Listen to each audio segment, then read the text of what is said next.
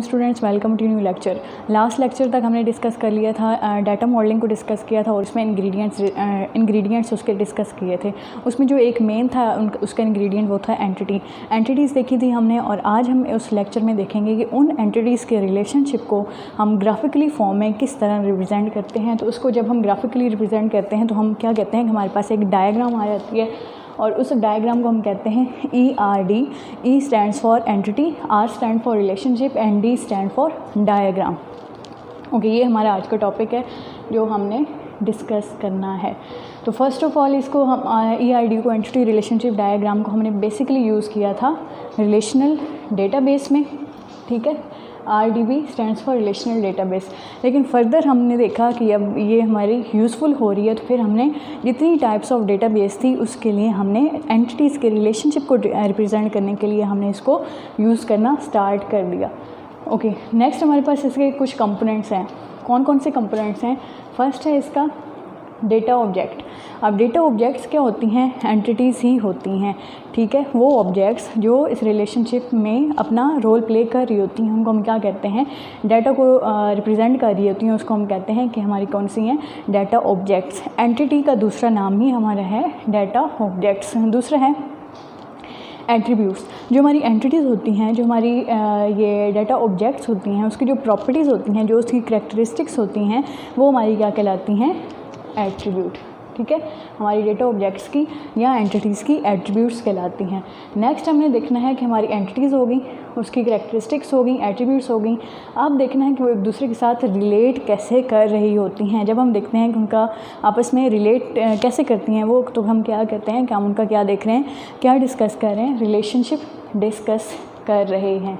Next इसका है component, हम कैर्डिनैलिटी को देखते हैं, मतलब अक्रेंस को देखते हैं। नेक्स्ट है हमारी मॉडैलिटी।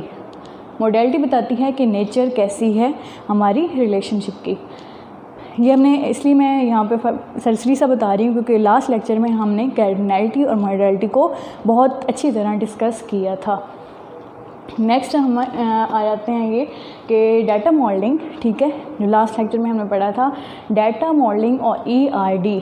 ठीक है, मतलब एंटिटी रिलेशनशिप डायग्राम, इसका पर्पस क्या है? ठीक है, किस लिए यूज़ होती है? हमारे जो एनालिस्ट होते हैं, जो डेटाबेस एडमिनिस्ट्रेटर होता है, वो किस चीज़ के लिए यूज़ करता है इसको कि हमारे पास क्या आ जाए? एक कॉन्साइज नोटेशन आ जाए। ठीक है, किस चीज़ के लिए आ जाए? हमारे जो डाटा की एग्जामिनिंग होती है, हम उस पर बहुत से ऑपरेशंस परफॉर्म करते हैं, उसको देखते हैं कि हमारे डाटा किस हद तक किस एंटिटी के साथ उसकी कौन सी एट्रीब्यूट्स हैं, किस तरह रिलेशनशिप है। वो सारा एग्जामिनेशन प्रोसेस के लिए हमारे जो डेटा पे होता है उस पर एक कॉन्साइज नोटेशन के लिए ज़रूरत थी, जो हमारी डेटाबेस एडमिनिस्ट्रेटर को ज़रूरत थी। उसके लिए हमें किसकी ज़रूरत पड़ी? हमने किस चीज़ को यूज़ किया? एक डाटा मॉडलिंग को यूज़ किया और देन हमने क्या यूज़ किया? Entity relationship diagram. मतलब इसका पर्पस क्या है कि ये हमें एक कॉन्साइज नोटेशन देती है। ठीक है, अब फिज़िकली डेटाबेस होती है, हमने इसको प्रॉपर एक नोटेशन, हमारे पास एक सिंबॉलिकली रिप्रेजेंटेशन होनी चाहिए। उस नोटेशन के लिए हमें क्या यूज़ की? अपनी ERD यूज़ की। नेक्स्ट देखते हैं इसका ऑब्जेक्टिव क्या है। ऑब्जेक्टिव इसका क्या है? टू रिप्रेजेंट एंटिटीज़ और ऑब्जेक्ट्स एंड देयर रिलेशनशिप और एसोसिएशन। अब ERD है, अगर आप फोकस करें ERD है, इसको सेपरेट देखें। इसमें है entity, E stands for entity, R stand for relationship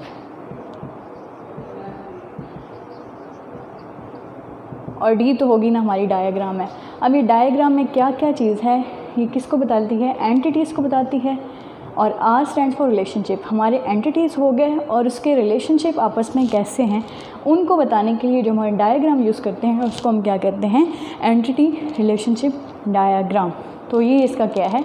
main objective है कि हमारी एंटिटीज़ कौन सी हैं, या एंटिटीज़ का दूसरा नाम है डेटा ऑब्जेक्ट्स, वो आपस में क्या क्या हैं, कैसी हैं और आपस में किस तरह रिलेट कर रही हैं, उनका रिलेशनशिप बेसिकली क्या है, वो क्या है रिप्रेजेंट करना हमारी ERD का मेन ऑब्जेक्टिव है।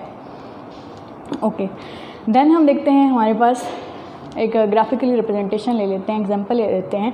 हमारे पास क्या है? हमने पिछले लेक्चर में डिस्कस किया था कि हमारी जो रेक्टेंगुलर सिंबल में हम जिसको लिखते हैं वो हमारी एंटिटीज़ होती हैं। ठीक है। एंटिटीज़ या डाटा ऑब्जेक्ट्स हमारे जो डायमंड सिंबल में होता है वो कोई ना कोई डिसीजन पावर के लिए यूज़ होता है, डिसीजन मेकिंग के लिए यूज़ होता है। हम यहाँ कोई ना कोई डिसीजन कर रहे होते हैं। तो अब हमने 2 एंटिटीज़ ले ली, सॉरी 3 ले ली, एक कंपनी, एम्प्लॉय और प्रोजेक्ट। अब यहाँ पे हम अगर कार्डिनैलिटी और मॉडलिटी को देखें तो कैसे है। अगर हम यहाँ पे सिंपल यूज़ कर रहे हों,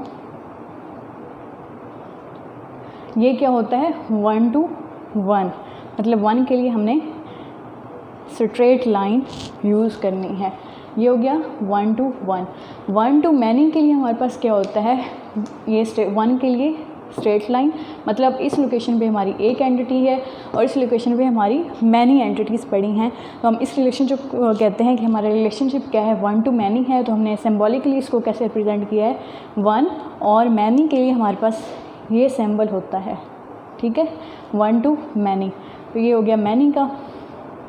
नेक्स्ट 1 और मोर, ये हो गया 1 का, क्योंकि ये सीधी है, और ये मोर मतलब मैनी। नेक्स्ट है 1 and only 1 mandatory. 1 and only 1 के लिए ये हो गया, और मैंडेटरी के लिए साथ स्ट्रेट लाइन। पिछले लेक्चर में भी हमने डिस्कस किया था कि हम अगर कार्डिनैलिटी में देखें, मतलब एक अक्रेंस है तो उसके लिए हम स्ट्रेट लाइन यूज़ करते हैं, और अगर हम उसकी मॉडलिटी देखें, मतलब नेचर देखें, तो उसके लिए भी हम मैंडेटरी के लिए सिंगल लाइन ही, स्ट्रेट लाइन ही यूज़ करते हैं। तो ये क्या हो गया, मैंडेटरी भी हो गया और 1 and only 1 का की कार्डिनैलिटी भी हो गई। फिर है 0 और 1। 0 के लिए हम क्या यूज़ करते हैं, ये ओ का सिंबल, ठीक है, या 0 भी कह सकते हैं, और 1 के लिए हम स्ट्रेट लाइन भी कह सकते हैं और 1 भी कह सकते हैं। और दूसरा ये हो गया हमारा 0 और 1। इसके अलावा अगर हम इसको मॉडलिटी में देखें, मतलब हमारी रिलेशनशिप की नेचर कैसी है, तो हम क्या कह सकते हैं कि ये ऑप्शनल को भी शो कर रहा है, ठीक है। मॉडलिटी में हमारे पास क्या होता है, एक ये मॉडलिटी में एक वो है मैंडेटरी होता है, ठीक है, और एक ऑप्शनल होता है। मैंडेटरी के लिए हम क्या यूज़ करते हैं, स्ट्रेट लाइन, और ऑप्शनल के लिए ओ, ठीक है। इसी तरह सेम अगर कार्डिनैलिटी में देखें हम, तो हमारे पास ये 0 के लिए ये शो होता है, ये 0 है, ठीक है, मतलब कोई नहीं है, और एक रिलेशनशिप के लिए ये है, और मैनी के लिए हमारे पास ये है। तो ये हमने इन्हीं बेसिकली 3 को यूज़ करते हुए हमने क्या कर लिया है, कार्डिनैलिटी और मॉडलिटी को यूज़ कर लिया है। तो ये क्या हो गया हमारे पास 0 और मैनी, हमारे पास क्या हो गया कि क्या है, कार्डिनैलिटी है, और ऑप्शनल हमारे पास मैंडेटरी होगी। तो ये बेसिकली हमने देखा कि एंटिटीज़ और मतलब ये रेक्टेंगुलर सिंबल हम किसको कहते हैं, किसको रिप्रेजेंट करते हैं, एंटिटीज़ को करते हैं। डायमंड सिंबल किस लिए होता है, कोई ना कोई ऑप्शन उसके लिए, सॉरी, डिसीजन मेकिंग के लिए यूज़ होता है। फिर हमने देखा कि हमारे पास कार्डिनैलिटी और मॉडलिटी के लिए कौन कौन से सिंबल्स यूज़ हुए हैं। तो बेसिकली हमारे पास ये सिंबल्स होते थे जिनको हम यूज़ करके अपनी कार्डिनैलिटी और मॉडलिटी को रिप्रेजेंट कर सकते हैं। नेक्स्ट एक एग्जांपल ले लेते हैं, अपनी ये कॉमन लाइफ से देख लेते हैं कि इसको हम कैसे रिप्रेजेंट करेंगे। हमारे पास एंटिटीज़ हैं, एक है मैन्युफैक्चरर की, ठीक है, और शिपर की और डीलरशिप की, ठीक है। ये हो गया क्या है, एंटिटीज़ हैं हमारे पास। ये क्योंकि डायमंड सिंबल है, यहाँ पे हम क्या कर रहे हैं, कोई ना कोई डिसीजन परफॉर्म कर रहे हैं। अब यहाँ पे देखें, ये मॉडलिटी है,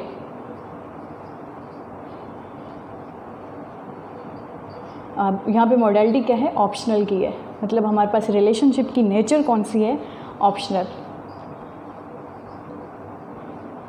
और ये हमारे पास क्या है, कार्डिनैलिटी,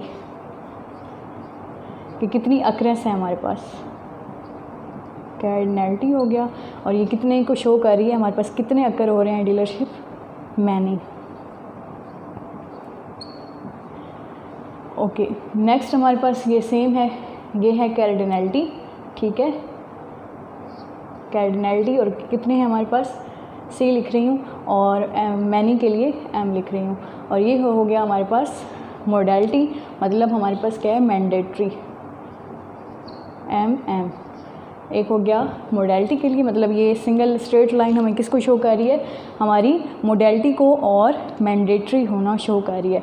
इस तरह ये सारे हमारे पास क्या हैं, एक कार की हमारे पास एंटिटी है, यहाँ पे डिसीजन मेकिंग यूज़ हो रही है कि बिल्ड, और नेक्स्ट हमारे पास क्या है, मैन्युफैक्चरर की एंटिटी है। इनका रिलेशनशिप देखें तो इनका रिलेशनशिप क्या बनता है कि हमारी जो एंटिटी है मैन्युफैक्चरर की, वो क्या करती है, कार को या कोई भी मशीनरी होगी उसको क्या करती है, बिल्ड करती है। अब यहाँ पे देखें, कार को मैन्युफैक्चर करने के लिए मैंडेटरी है कि हमारे पास क्या हो, एक ना एक मैन्युफैक्चरर हो, और एक कार के लिए एक मैन्युफैक्चरर का होना मस्ट है। तो हमारे पास रिलेशनशिप क्या आ गया, 1 का, ठीक है। ये कैर्डिनैलिटी कौन सी आ गई, कैर्डिनैलिटी हमारे पास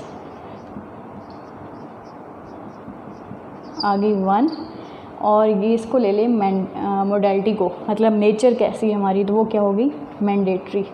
मतलब एक कार के लिए मैंडेटरी है, मस्ट है, नेसेसरी है कि हमारे पास एक, बेसिकली एक मैन्युफैक्चरर होना मस्ट है।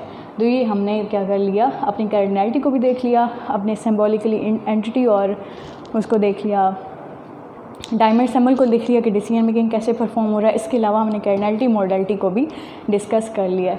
इस तरह सेम है कि मैन्युफैक्चरर क्या करता है, कार बिल्ड करता है, मैन्युफैक्चरर क्या करता है, कॉन्ट्रैक्ट लेता है, किससे लेता है, शिपर से लेता है, ठीक है, ताकि हम वो क्या कर सके, कार्स की ट्रांसपोर्टेशन कर सके। फिर कार्स जो होती हैं, स्टॉक्स होती हैं, डीलर्स के पास जाते हैं, और डीलर्स और मैन्युफैक्चरर के दरमियान एक लाइसेंस होता है, कि एग्रीमेंट बनता है, जिसके बाद ये सारा प्रोसेस दोबारा परफॉर्म होता है। ओके, ये था बेसिकली कि हम एंटिटीज़ को एक डायग्राम फॉर्म में और उनके रिलेशनशिप को कैसे रिप्रेजेंट करते हैं। अब यहाँ पे हमने सिर्फ रिलेशनशिप नहीं देखा, हम किसको मज़ीद डिस्कस किया है, कैर्डिनैलिटी को भी किया है, ठीक है। बेसिकली हमने कौन कौन सी चीज़ें थी, डाटा ऑब्जेक्ट्स से जो हमने कंपोनेंट्स पढ़े, ये हो गई हमारी एंटिटीज़ या डाटा ऑब्जेक्ट्स, ठीक है। उसकी एट्रीब्यूट्स हमने देखी और उनके रिलेशनशिप भी देखे कि कैसे आपस में कैसे रिलेट कर रही हैं सारी एंटिटीज़। और इसके अलावा हमने क्या देखा कि उसमें कैर्डिनैलिटी कैसे है, ठीक है। कैर्डिनैलिटी दोबारा बता रही हूँ, अक्रेंस होती है, ठीक है। एंटिटीज़ के दरमियान अक्रेंस कैसी हो रही है, कि कितनी एंटिटीज़ हैं हमारे पास, कितनी एंटिटीज़ नहीं हैं, या एक हो सकती है, या फिर कोई भी नहीं हो सकती, या फिर मैनी हो सकती हैं। मतलब 1 हो गई, 0, 1 और मैनी। इसके अलावा हमने क्या देखी, मॉडलिटी देखी कि हमारे पास जो रिलेशनशिप की नेचर है वो कैसी है, या हम ऑप्शनल होती है या फिर मैंडेटरी होती है। तो ये था हमारा आज का लेक्चर, जिसमें हमने ERD देखी, एंटिटी रिलेशनशिप डायग्राम, मतलब हम एंटिटीज़ और उनके रिलेशनशिप को ग्राफिकल फॉर्म में कैसे रिप्रेजेंट करते हैं। अब आ जाते हैं अपने मेन सेगमेंट पे कि हमारा पेपर पॉइंट ऑफ व्यू से ये लेक्चर कितना इम्पॉर्टेंट है। ERD आ सकता है, ठीक है। MCQ शॉर्ट क्वेश्चन में आ सकता है कि ERD को हम क्यों यूज़ करते हैं, उसका ऑब्जेक्टिव क्या है, तो वो आपने लिख देना है कि हमने क्या करते हैं, एंट्रीज़ और उनके रिलेशनशिप को ग्राफिकली रिप्रेजेंट करते हैं।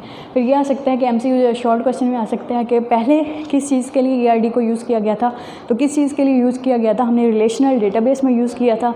जब हमने देखा कि यूज़फुल है, हम इसको मज़ीद कंटिन्यू कर सकते हैं, फिर हमने जितनी भी टाइप सी रिलेशनशिप थे डेटाबेस में, उन सब टाइप्स के लिए हमने ERD को यूज़ करना शुरू कर दिया। फिर ये आ सकता है इसके प्राइमरी कंपोनेंट्स कौन कौन से होते हैं, और data modelling, DM stands for, confuse मत हो जाइएगा, DM stands for data modelling. ये हमारा लास्ट लेक्चर था, उसमें हमने सारा देखा था, कैर्डिनैलिटी देखी थी, एंटिटीज़ देखी थी, मॉडलिटी देखी थी।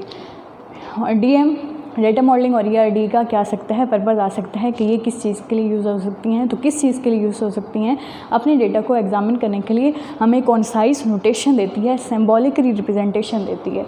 फिर ये सारे आ सकते हैं कि ग्राफिकली एक एग्जाम्पल पुट करके दिखाएं, ठीक है। एग्जाम्पल के तौर पे एक पूरी रिप्रेजेंटेशन दें, इसकी क्या है, डायग्राम के तौर पे, तो वो हमारा क्या आ सकता है, वो आपने प्रॉपर्ली इसको दे देना है। तो इंतहाई सिंपल कॉन्सेप्ट है। बेसिकली क्या है कि हमने एंटिटीज़ और उनके रिलेशनशिप को क्या है, डायग्राम की फॉर्म में क्या कर दिया है, रिप्रेजेंट कर दिया है। तो मिलते हैं नेक्स्ट लेक्चर में। अल्लाह हाफिज़।